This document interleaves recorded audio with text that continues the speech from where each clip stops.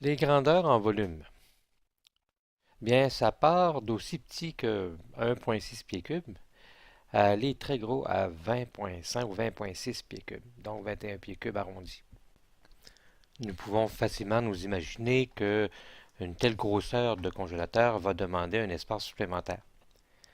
Il ne faut pas sous-estimer non plus le fait que le tout petit, à 1,6 pieds cubes, a besoin aussi d'un dégagement.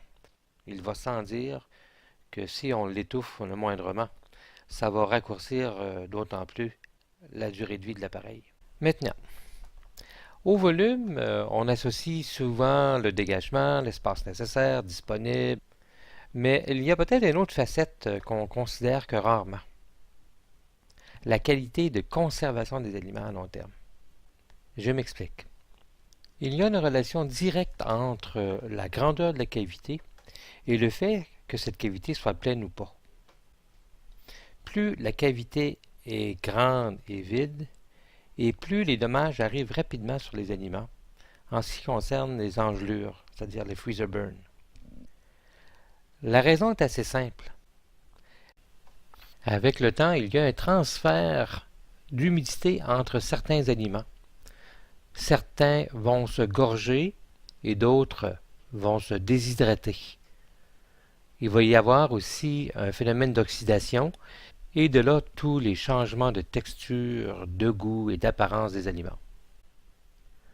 Le transfert se fait d'autant plus rapidement du fait que les températures vont fluctuer à l'intérieur de la cavité. On aimerait se tenir en bas de moins 18 degrés Celsius.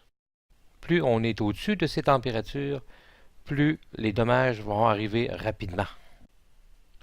C'est vraiment le cas de la petite cavité, c'est-à-dire du petit volume.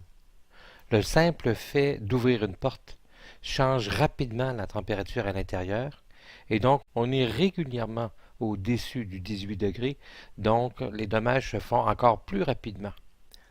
Nous pouvons facilement comprendre que le volume que vous allez choisir peut avoir un effet direct sur la fonction première de l'appareil qui est de conserver à long terme vos aliments à moindre coût.